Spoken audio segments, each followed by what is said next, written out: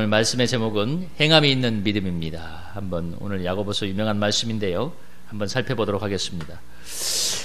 우리 기독교의 전 역사에서 가장 중요한 것이면서도 오래된 논쟁이 무엇이냐면 우리 인간의 구원이 정말 전적으로 하나님의 은혜로만 되어지는가 아니면 인간의 행위가 더해져야 되는가에 대해서 굉장히 치열한 지금도 논쟁이 있습니다. 우리는 이제 우리 합동측, 우리 대한예수교장로회 합동측은 칼빈주의 신학을 표방하는데 이 칼빈주의 신학의 핵심적인 것은 강조점이 다른 건데요.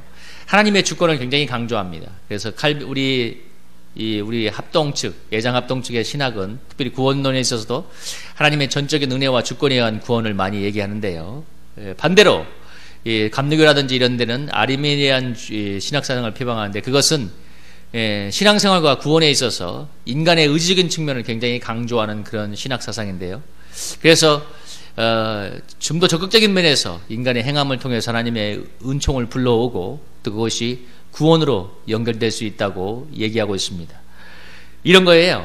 우리의 합동 측의 신학은 이런 겁니다.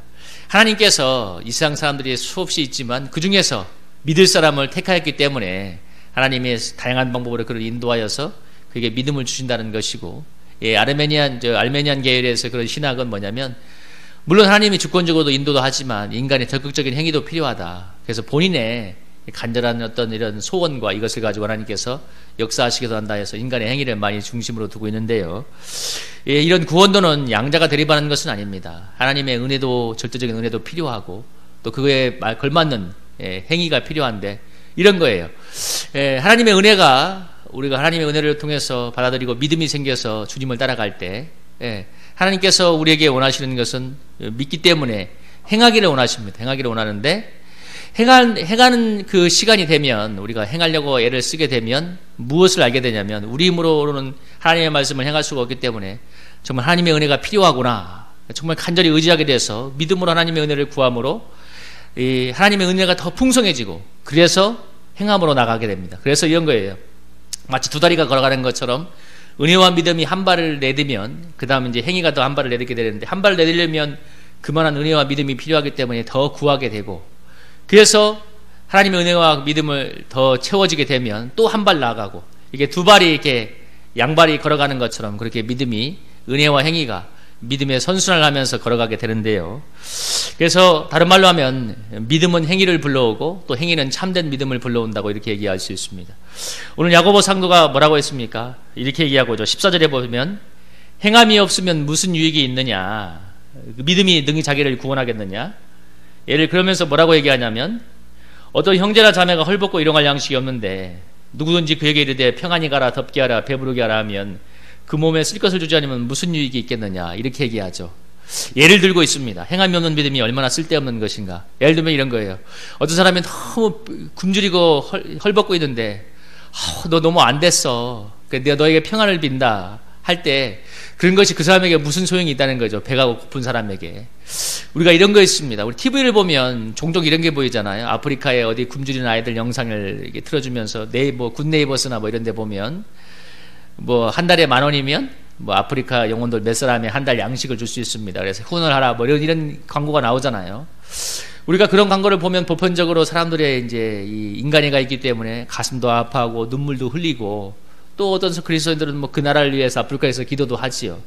물론 이것도 사랑이 맞지만 그러나 실제 굶주리고 있는 아프리카 어린이들에게 있어서 실제 도움이 되려면 내가 마음이 아프다 눈물을 흘리며 기도한다 이런 게 중요한 게 아니고 우리가 내 지갑에 있는 단돈 10,000원이라도 후원을 해야만 그 아프리카 아이들이 몇 명에게 양식이 가는 거잖아요.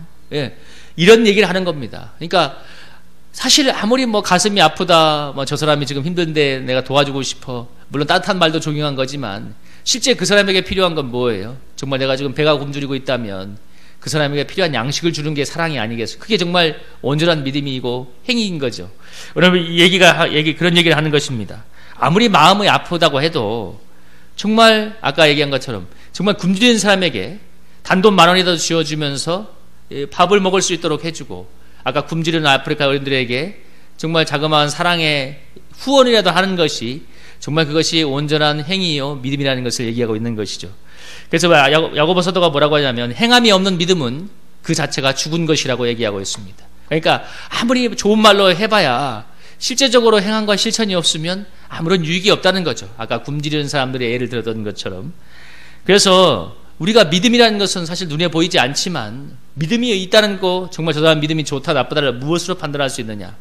그것은 결국은 그 사람의 행함을 가지고 어떤 행위를 하고 있는가. 정말 저 사람이 믿음이 좋다고 하는데 윤리적으로도 엉망이고 실제 행동이 똑바르지 못하다면 그걸 믿음이 좋다고 할 수는 없는 거잖아요. 정말 신앙이 좋다, 믿음이 좋다는 것은 그 사람의 실제적인 삶과 행실과 말이 정말 덕이 되고 하나님의 영광을 드러내야 그것이 좋다고 얘기할 수 있는 것이죠. 그래서 예수님이 뭐라고 얘기하셨냐면, 예수님이 유명한 말씀을 하셨죠.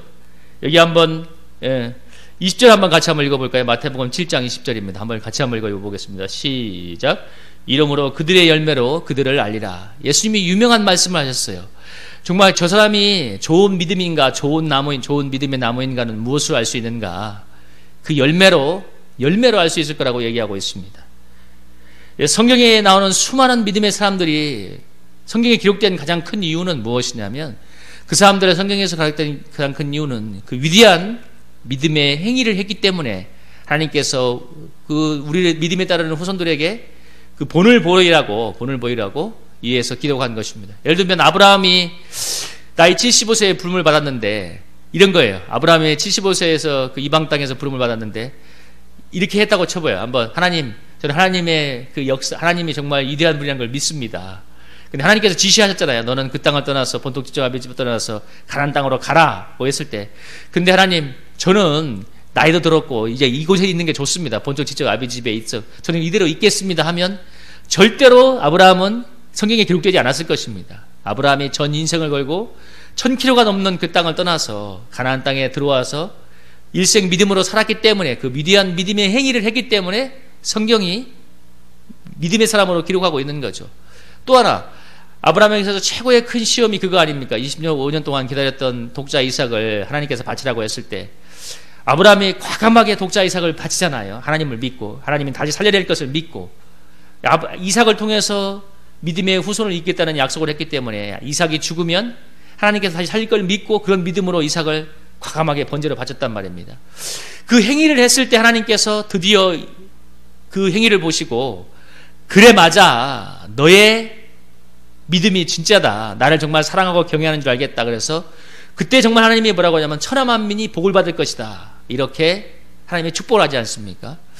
열왕기상 10장에 보면 이런 장면이 나옵니다. 그 이스라엘 땅에 3년 가뭄이 들었을 때 어떤 일이 있었냐면, 3년 가뭄이 든 다음에 이 엘리야가 이 이방 땅에 지나가는데 사르밧 과부를 한 명 만났어요. 그러면서 그 과부에게, 과부를 길거리에 가다가 너무나 그 3년 동안 기근 때문에 먹을 게 없는 때인데, 한 가난한 과부가 아들과 함께 마지막 남은 이 통의 가루에 이 음식을 해먹고 더 이상은 이제 살 길이 없는, 그래서 마지막 먹을 땔감을 주우러 왔는데, 그 엘리야가 뭐라고 하냐면, 내가 여호와의 사심을 두고 맹세하는데 네가 이 마지막 남은 통의 가루로 떡을 만들어서 나를 먹여라, 나를 대접해라.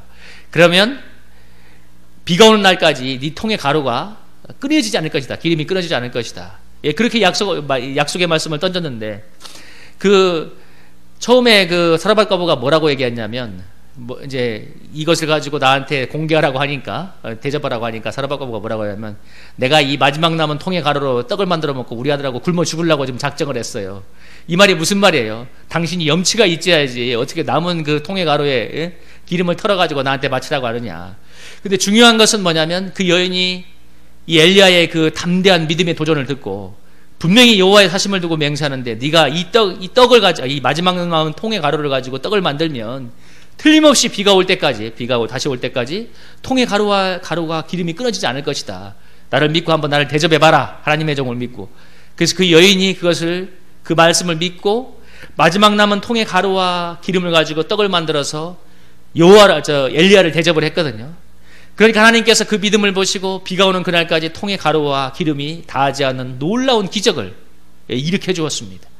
만약에 그 여인이 그 엘리야의 말을 믿고 않고 순종하지 않았다면, 믿음의 그런 행함을 하지 않았다면, 무슨 기적을 체험했겠어요? 아마 정말 그 여인의 말처럼 마지막 남은 떡을 만들어 먹고 더 이상 먹을 게 없어서 죽을지도 모릅니다. 근데 여인은 하나님의 종의 말을 들었을 때, 감동이 왔을 때 그 믿음의 놀라운 그 행위를 보였기 때문에 하나님이 그 행위를 보시고 놀라운 기적을, 비가 오는 그날까지 통의 가루가 닿지 않는 기적을 허락해 주었습니다. 성경에서 그래 수많은 믿음의 역사들은 다 그 믿음에 걸맞는 행위가 있었던 것이죠. 여기 오늘 2장 마지막에 나오는 25절에 나오는 그 라합을 한번 보세요. 라합을 한번 보면, 라합이 사자들을 접대하여 다른 길로 갈 때 행함으로 의롭다 하심을 받은 것이 아니냐. 기생 라합이 여리고성의 그 기생 아니었습니까?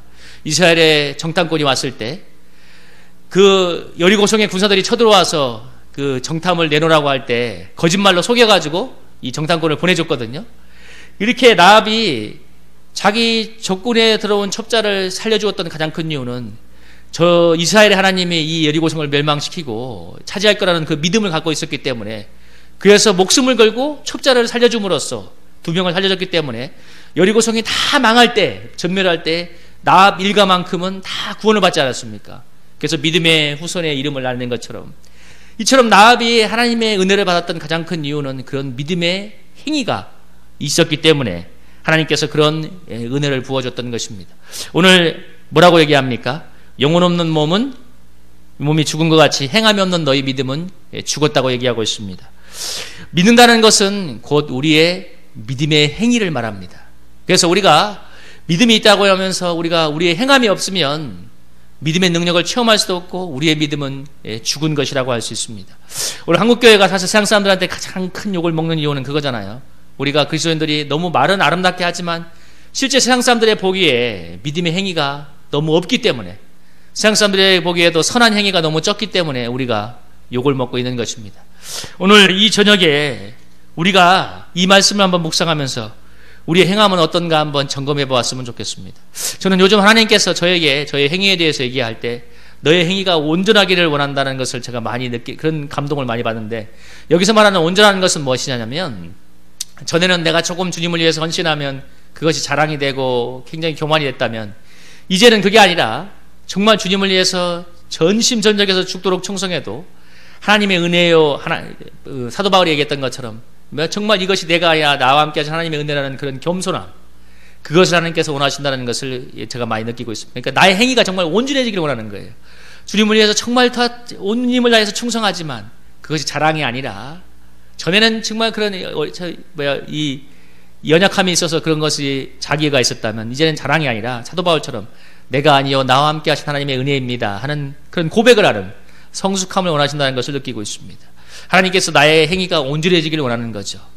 오늘 우리가 한국교회의 많은 그리스도인들에게 참 지금 내가 보기엔 잘못된 게 무엇이냐면, 주일 예배 드리고 헌금 생활하고 기도 생활하면 이 세 가지 정도만 하면 아주 훌륭한 크리스찬으로 포장을 해요. 근데 그것은 유치원생이 1+1은 2 정도 하는 수준입니다.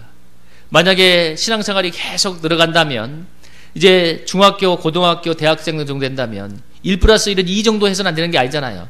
대학을 가려면 미분적분을 풀어야 되고 그렇지 않습니까? 이 고난도의 함수를 풀어야만 대학에 갈 수 있는 수학 실력이 되는 것처럼 우리 신앙도 마찬가지입니다. 우리가 1+1은 2 정도 수준, 유치원 수준의 그 자그마한 그런 건 우리 말하는 것처럼 예배드리고 헌금하고 기도하는 수준이라면, 그 이외의 수준은 무엇이냐면 산상수훈의 그 말씀처럼 정말 주님께서 말하잖아요. 왼밤을 맞으면 오른밤을 재주라라는 그런 말씀처럼 주님이 원하시는 그 높은 그 신앙의 수준을 우리가 행함으로 우리 전인격이 변화되어서 쫓아가는 것인 줄로 믿습니다. 우리가 그렇게 온전한 행위로 나아가려면 우리의 믿음이 필요한 것입니다. 우리 힘으로는, 본성으로는 너무 죄인이기 때문에 그런 행위를 나을 수 없지만, 우리가 정말 하나님의 은혜를 전심전력하여서 의지할 때 이런 믿음의 행위를 하게 될 줄로 믿습니다. 우리 스스로의 힘으로는 할 수 없죠. 성령의 큰 은혜를 덧입으면 하나님께서 원하시는 믿음의 열매를 맺게 될 것입니다. 오늘 라합이 어떻게 그런 결사적인 믿음을 가졌겠어요? 하나님께서 그만한 믿음을 주었기 때문에 그렇지 않습니까? 마찬가지로 우리가 하나님의 은혜를 힘입을 때 정말 아브라함처럼, 라합처럼, 우리가 또 사르밧 가부처럼 우리가 그런 믿음의 행동을 통해서 하나님의 인정을 받고 믿음의 능력을 체험하며 또 다른 사람들에게 정말 선한 영향력을 끼치는 그러한 삶을 살게 될 줄로 믿습니다. 이 저녁에 주님을 의지함으로써 우리가 이런 믿음의 행위로 나아갈 수 있기를 주님의 이름으로 축복합니다. 아멘.